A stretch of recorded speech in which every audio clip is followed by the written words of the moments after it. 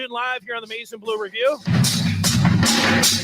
Dennis Fithian, and we're ready to go here. It's great to have you aboard, ready to talk some football. And we bring in Zach Hilbers, coach at West Bloomfield, who joins us on the line. It's great to see him. Coach, how are you? Man, I'm doing great. I really appreciate you guys, carving out some time for us here. But, I'm doing really well. Thank you. Yeah, well, we like one of your – we like a lot of the players there. I was going to say we like one, but, there's – I like them too, yeah. and obviously there's a nice pipeline, going to Ann Arbor from West Bloomfield as well. I saw – was it yesterday or the day before? It was the 1 year anniversary when you guys won the state title. Is that right? Well, it would have been a couple days ago, 2 days ago, the 23rd of January, and that crazy year where we were, paused and stopped, I don't know, 2, 3, 4 times, and we end up getting it done. Yeah. Yeah, well, so what's the best memory that comes out of that? Just being able to get back out there on the field and be able to complete it there after the crazy year you talked about. But what jumps out to you there? Yeah, honestly, it's really just what you said there. I mean, it wasn't a crazy year for us. It was a crazy year for the country and for the world and everything. And I guess the best memory for me was the kids' resilience from being told in August that, sorry, you're not going to have a season. It's canceled. 5 weeks later, telling us it's going to be modified, and then being shut down twice during the playoffs. And any one of those times, I got to tell you, honestly, last year, mid-December, I thought it was over in my head. And those kids, they stayed focused. They knew that if we're called back, we will be ready. And a lot of that was some great leadership that we had. And that was honestly the most rewarding thing. So that day the state allowed us to come back to practice, New Year's Eve, they showed up and they were ready to go and they were locked in. It was crazy. I remember the first highlight that I saw. It was Donovan Edwards, and just handed him the ball, and it looked like great blocking, but it looked so easy for him. I mean, 80 yards, and it was just like a straight line. I know it's not that easy, but he really makes it look easy. And turns out he makes it look easy even at the college. What a special player he is. Yeah, you said it exactly. Football can be very complex, but it can also be easy. Where what I like to say is really good players make coaches look really smart. And we've been lucky enough to have some of those players. Donovan, like you mentioned, was one of them. He, grew up in our school, so we knew him from a really young age, and it was just you knew from a while the kid was pretty special. And he was a large part of that group that really did a good job of keeping the team together during that roller coaster ride that we were all on. And for everything he was as a player, he's one of the hardest workers we've ever had too. I'll tell you what, I think about the Ohio State game where Edwards, it just looked. It looked like second nature to him. They threw a little swing pass out to him. And he just threw his hand out, grabbed it, and it looked so easy for him and natural. And I know it's not, but I was just watching some Samaj Morgan, a wide receiver, going to be a senior wide receiver for you next year, and he's a commit or a signee with Michigan. Yeah, he was making a bunch of one-handed catches too. And I was going to ask you, you guys coach that, or these guys, man? Pretty amazing catch radius and just making it look easy that way. Yeah, it was funny. It's funny you mentioned that. We had someone here the other day, and Coach Gaddis stopped by, and they asked what we thought. It's our ideas of Samaj, and I said, his catch radius, like you mentioned, it's just incredible for a guy that is not the prototypical 6'3", 6'4" receiver that you would make if you had a lab, but his ball skills are so good, and his catch radius is so good. He plays that size. And do we teach it? No, those guys are pretty natural. I mean, those are two pretty hard workers right there. Like you mentioned with Donovan, that swing route, and Samaj has some excellent hands. But no, we don't teach it. They're just pretty darn good at that stuff. It's funny though, they got a lot of similarities. Samaj has been hanging around here since second and third grade. Being able to watch that kid grow up because his dad coached on our freshman staff. So just like Donovan, just to see him grow up right here in front of your eyes, and you see all this potential that you just hope one day that can get tapped and they can realize, and see both of them get there. It's pretty rewarding. People that are listening on the podcast, Zach Hilbers, coach at West Bloomfield. So when you see these guys growing up, is there a point where, I don't know, 5, 6, 7, 8, you're like, you know what, they keep progressing like this? I mean, they're going to make an impact not only in high school, but maybe at the next level and beyond. Is there a spot where you remember one of those guys, or that you saw something like, all right? it's such a weird, delicate thing, just like, any kid growing up is, because we've had both ends of the spectrum. We got a kid that played for us, was a pretty good high school player, but really just into his senior year, just really matured a lot physically, mentally, got bigger, stronger, realized how good he could be. Ended up going to Grand Valley. He's been in the NFL now for 5 years, Matt Judon. So he was like a late bloomer who he was like all arms and legs until he was 16 or 17, and then just shoots up out of nowhere. And you're like, whoa, what happened here? And you got other kids, like you mentioned, where you always know, like, wow, if this all like comes together and clicks, it could be something special. So is there a specific time? Like, no, it's there's a lot of variables, in life and in football and obviously with working with kids. So, I mean, I've been right before, I've been wrong before. Those are just two kids I'm really glad we were kind of right about. Yeah, tell me a little bit more about Samaj Morgan. You watched that tape, I brought it up, the highlight reel stuff. I mean, high pointing the ball with one hand. You mentioned catch radius. How about some of the other ball skills and just as a wide receiver, complete package? I mean, what can you say about him? Yeah, he's a worker too. Like, he really gets after it. He practices like almost nonstop year round. I mean, it might take a week or two off when the season ended, but he really gets after it. And just really likes working on his craft. You talk about elite level quickness and agility, where like side to side, in and out of his breaks, he gets separation from anybody, and that's just an explosion that he has. Just real natural catcher of the ball. There's some kids that you have to kind of teach your hand placement where they're going to go, and his is just all natural. Similar to another player we had, Trey Mosley, who was like that, just a real natural catcher. They're very different players, but it's one of those where, we draw up certain schemes and plays. It's like, oh, who can we put here? It's like, who do you trust to catch it? And it's almost always him. Yeah, well, along with being awesome out there on the football field, I was just reading whether it was different stories or watching different videos on Samaj Morgan, and I noticed that he had pretty high GPA, so a good student as well. I mean, this is a well-rounded kid. I mean, he's great football player. But looks like he's getting it done off the field too. Yeah, he is. It's a credit to him and his parents, who've always valued education. And, we try to stress it to all our kids. But, when you have the extra support and the kid that wants to buy in and really wants to take an ownership of their grades. So he's bounced between like a 3.4 and a 3.8 his whole high school career. So he's somewhere in that window right now. And he does a good job. Coach, tell me about West Bloomfield football. If it was 10, 20 years ago, I don't know if I was talking about West Bloomfield football, but the last 5 years, I mean, you start talking about the best programs in the state. West Bloomfield's name is coming up, and I know it's more than just your PA announcer, Stoney. That it happened. I know he's a big advocate of West Bloomfield, but right. Tell me, just how it's the trajectory and where it's at right now. What you guys have been able to build there's something pretty nice. Yeah, it's been great, and like I said, we've been really fortunate to have really good kids and really good football players. A lot of credit, as I'm sure goes to Coach Bellamy for helping lay a foundation for a lot of the success we had. More than a foundation, the foundation in the house, and right now we're trying to build an attic on top of the house, I guess, for what he did for us. And you got to give a lot of credit to some kids. Maybe, I don't know, I've been here a while, maybe 8-9 years ago or so, that were kids that we were able to keep in our district, where before we were losing them to other, I guess, neighboring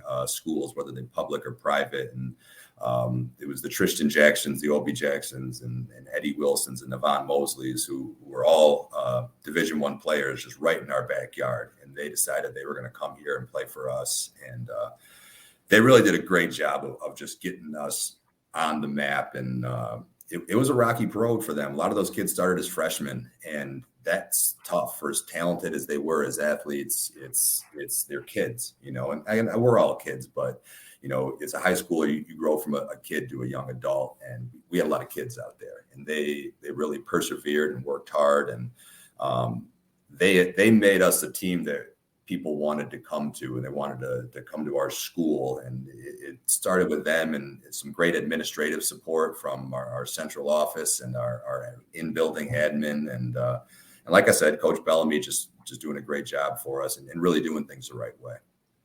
Tell me, I know how coaches are. You guys are probably just talking about the winter conditioning right now, not look too far ahead. But if you do talk about next season, give us a little snapshot. I mean, you guys feel like you're going to be pretty competitive. Obviously, you got a pretty talented wide receiver. You got some guys to complement Samaj Morgan along there with West Bloomfield. What's it look like? Well, yeah, he certainly makes things a lot easier on the offensive side of the ball. We do bring a lot of guys back. We had some pretty impactful seniors, which in college football and high school football, that happens. Obviously kids are going to graduate and they're going to move on, and I think any coach will tell you, like, that's the most rewarding part of it, is seeing kids move on in their life and doing things that they want to do and seeing all the successes that comes for them. But, for us, that we're still here, we think that, along with Samaj, we have some good talent on offense, and a lot of guys on the other side of the ball got a lot of experience. We were kind of younger on the defensive side, and some of those kids, I think, are really going to be ready to step up.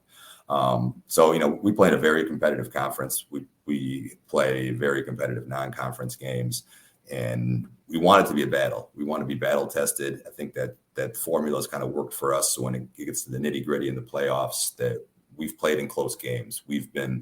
Some of the teams in our league just game plan at such a high level. It makes us all year work on these in-game adjustments, and makes the kids do it too. It's like, all right, I know we might have game planned a certain run scheme for this game, but you know what? They came out in something different. Can we adjust? And, we got some kids on the O-line, like Amir Herring, who's going to be a 4-year starter for us. He's like a 3.8, 4.0 student. His ability to kind of get everybody on the same page is it's great. Yeah, a couple quick hitters on Samaj. Is there one particular play that you guys like, being able to get him the ball? Do you get him to him in a variety of ways, reverses? Is he on special teams there as well? Just give us an idea of what he does when he's out there. Yeah, you really hit it on the nail on the head right there. It's really just about getting him the ball as many ways as we can. All right. Ideally with space, and obviously the defense's job is to try to permit that from happening. But yeah, we'll throw him the ball downfield. We'll throw him the ball in the screen game. We'll hand the ball off to him. He's played quarterback for us before. He's been on reverses. He's thrown reverse passes. He's thrown double passes. He grew up as a quarterback. So you're talking about an outstanding all-around athlete that he's thrown touchdowns for us. He's caught them. He's ran them. He's a kick returner and a punt returner for us. So it really is about getting him the ball as many ways as we can. And we actually had the conversation. It might have been yesterday or a couple of days ago. We were like, just watch the San Francisco 49ers right now. Everything they're doing with the Deebo Samuel, like, the more versatile you can be and the more things you can do, like, he can do those things for us. We can put him in the backfield, and we're not going to hand him the ball 30 times, but we can give him some carries back there as a change of pace because we know he'll get the job done. Seems like it causes chaos even in the NFL when Deebo's back there because they're peeking in there. Even if he's a decoy, I mean, you see teams running things off of, you see specifically the 49ers running stuff off of that. You see the defenses going to them. So that's a good idea. Well, I said the quick hitters, when the Big Ten championship game, when Donovan Edwards threw that pass, I mean, that transcontinental, that probably wasn't a surprise to you. You've seen his arm. It sure was a surprise to me. I can't speak to, Michigan people or fans or whatever else, but man, what a play. What did you think of it? Yeah, it's funny. You mentioned that I had so many people texting me, did you know he could do that? And I was like, the people that were with me in the room, as soon as I think it was Cade. I don't think it was McCarthy, but he turned and threw it to him. I saw it was a backwards, the pitch or the lateral. I was like, he's throwing the ball. I just know his cadence of his feet. I was like, he's throwing it. And I just saw him break down. And I just, so yeah, you're right. I've seen him do it so many times that I knew it was going to happen. And yeah, of course I've seen him throw the ball 60 yards on the run. It's a thing that actually both of those kids kind of have in common. They grew up playing quarterback, and it's not their primary position right now, but they still have those skills. Yeah, so if Morgan in a year or two lets one fly, we should be surprised, right? So you broke it here today that, he's got those kind of skills. All right. Hey, best of luck. You mentioned you got, some players there. You've got any in the system there that Michigan's, you got coaches coming in. I know, you had some coaches there today, but you're going to have some coaches still showing up in the years ahead. Is Michigan going to be coming down there, knocking on the door for anybody? Well, I hope so. I hope that that's our job to develop our kids. I do think that we have some young guys that are going to have great potential. Actually, Coach Gaddis and Coach Bellamy were here the other day. talk with a few of our younger kids. And it's our job to make sure that they get all those opportunities that their talent, I guess, matches them up with. And I do think we'll have some. We got some younger guys like Brandon Davis Swain is one that's a current sophomore who's done a really good job, and some secondary guys as well that do a really good job. Well, fantastic. You did a great job. We appreciate your time and continued success there at West Bloomfield. And tell Stoney we said hi. Yeah, I will. It's been I miss seeing that guy. I used to see him every week, and I got to get my fix. Yeah, I know. You got to see him. Right. Listening. You get that both sides of the coin there. All right, hey, thanks a lot, Zach. We'll talk with you down the road. Best of luck. Absolutely, it's a pleasure. Thank you. All right, see ya. There he is, Zach Hilbers, coaches out there at Bloomfield. I'll tell you, making the rounds there, bringing the local coaches on and guys that have players that are coming here to Michigan, being able to talk about them. It's it's fantastic to hear like that. We've got a few other things here. We've got the Michigan Recruiting Spotlight to give you a little thought or two on Jim Harbaugh, plus talk a little bit about the Michigan basketball team. They got a game tomorrow, and then they've got one Saturday against Michigan State, and everyone's looking forward to that one.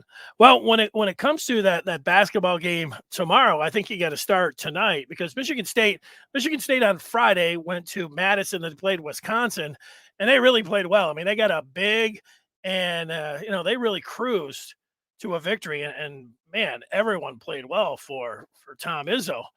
And, the previous game they lost to Northwestern, and that's why I think that's the first thing that, you'll hear if people are going to talk about this game tomorrow. Like, you think, all right, Michigan's won 2 in a row.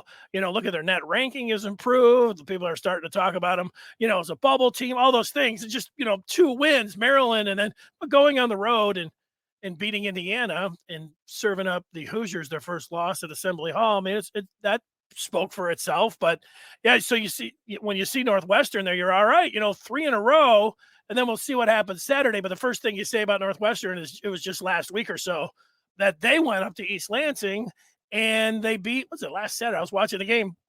The refs were trying to hand, I don't like to really jump on refs or go, but when they are part of the story, the refs were totally part of the story in East Lansing. They were trying to hand Tom Izzo that game. There was a couple of really, crazy, suspicious calls there, late in that game to try to get Michigan State at least to overtime, try to get them to win that game. But, that's the one thing. Northwestern, if they can beat Michigan State on the road, I don't think they're going to be thinking about coming into Ann Arbor like, oh, man, we're going to be intimidated by the Wolverines. But, Michigan, this is the kind of thing they want to keep this going. They do want to play themselves into the NCAA tournament. They got to win tomorrow night's game.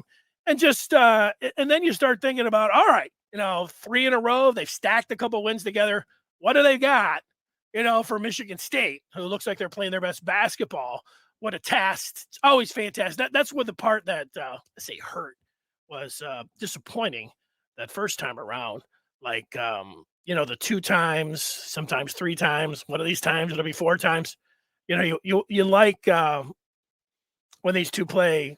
You like this rivalry. And if you are from the state of Michigan, usually almost everybody, certainly sports fans, they want one team or the other. And we were deprived of that a couple weeks ago, starting the new year out when we didn't see Michigan State, but we will see them on Saturday. And, there's still a chance that they'll possibly reschedule the game. Michigan will be able to, see them in Ann Arbor. That would be nice. I'd look forward to that. But the part about Michigan State, they played Whiskey on Friday. Now they go to Champaign and they'll take on the Illini tonight. What is that? A 10 top 25 matchup. State's at in the top 10. Illinois is in the top 25. I think 24. Number 10 versus number 24. Almost feel like a must watch. And if you're really into college hoops, starting to get into it, late night, I see a top 10 matchup. Arizona on the road taking on UCLA, the team that knocked Michigan out of the tournament and a team that served them up a loss out in Vegas earlier. Arizona, number 3, Arizona, number 7, UCLA, late night tonight. Something to keep an eye on if you're that college basketball fan. All right, let's go to the Michigan, the Michigan Recruiting Spotlight. And for that, see if I can just push the button there. There it is. National Signing Day is a week from tomorrow. And Michigan's in on a few different guys. One of them is a newly minted 5-star tackle out of Seattle named Josh Conerly Jr. He talked to Rivals yesterday, and I pulled some of the sound out and what Conerly had to say. Here's the question to Conerly Jr. about Michigan and where he sits with the Wolverines. Well, I mean, a big thing that really got them back in was Courtney Morgan. You know, with him being AEW now, I mean, it definitely took a hit to me because I mean, he basically like reignited the whole thing with him. Because I mean, Coach Warner, I talked to Coach Warner here and there, but I didn't really talk to him that much.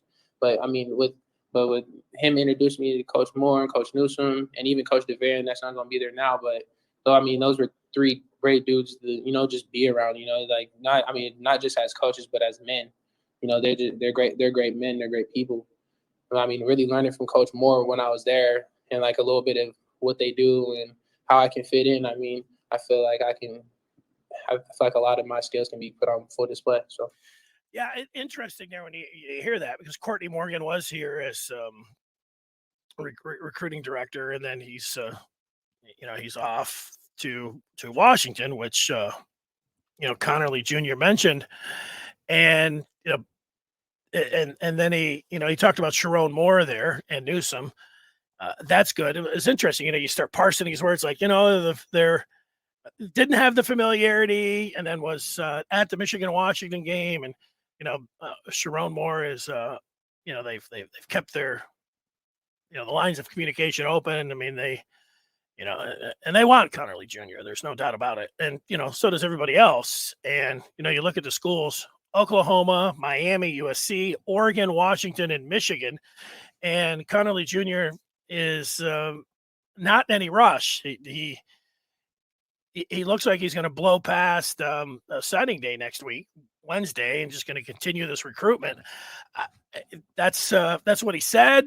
And he talked about the process a little bit more here. Here's some more audio from Josh Conerly Jr. Say that's a big thing about waiting is that you're still gonna get those everyone asking you where you gonna go, what's it gonna be, where you going, and you just gotta tell them you're undecided and stuff, which is a little annoying to me. Even just being in Hawaii this weekend, like everyone's just like where you going because they know that we're football players, but they don't really know like who we are, so.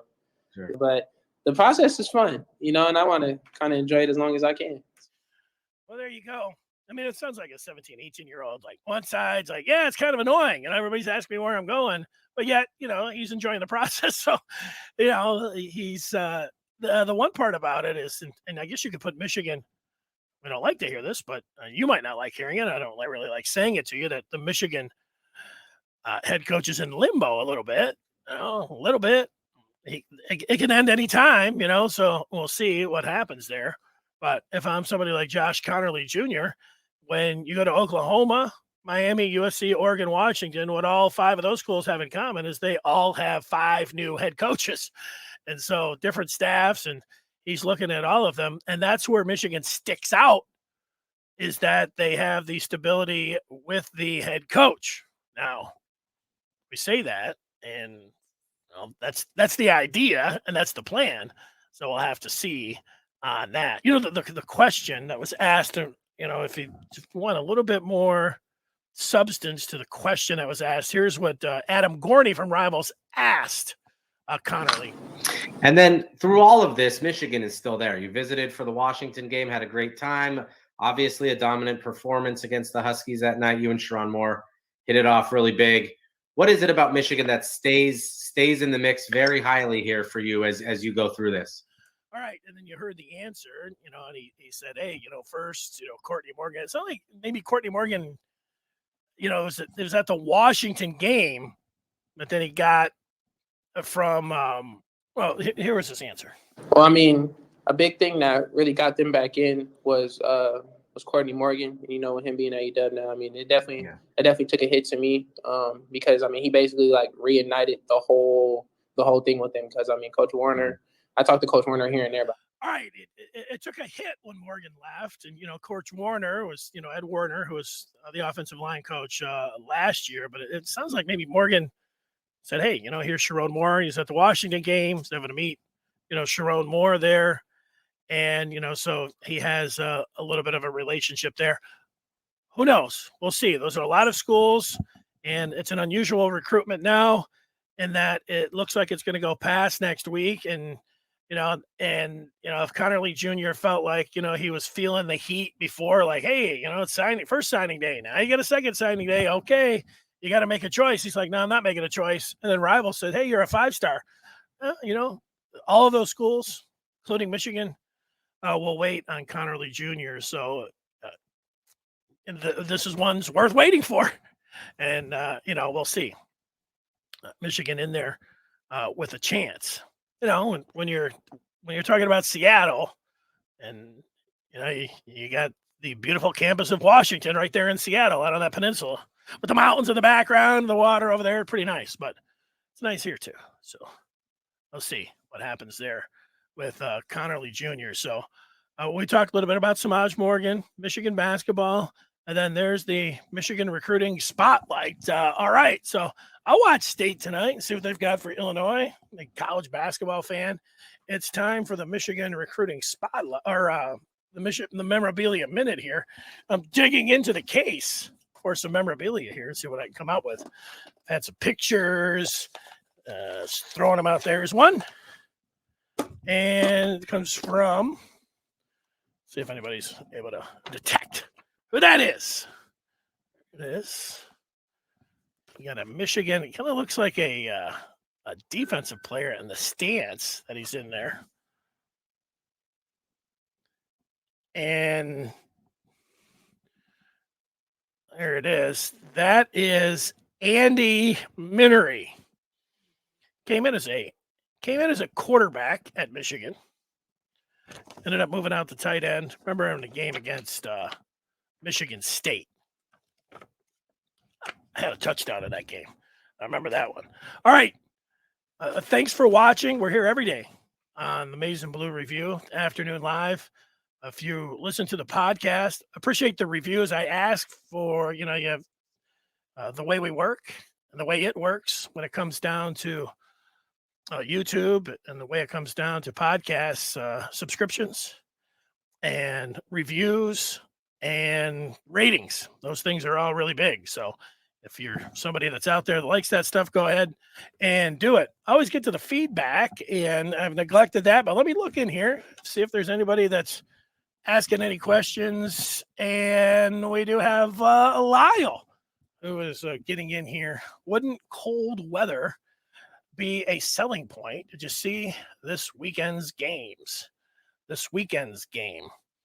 I'm not sure which game you're talking about. Maybe the game in Kansas City, the game. Yeah, I watch all the games. So couldn't cold weather be a selling point? Yeah, I don't know. Like if you're Seattle, it rains a lot, right? So if it all depends. Like, look, I would say just reading this from afar, he's in Seattle, but all those different schools from Oklahoma to Miami to Michigan, and then right there, though, in Seattle, it is right in his neck of the woods.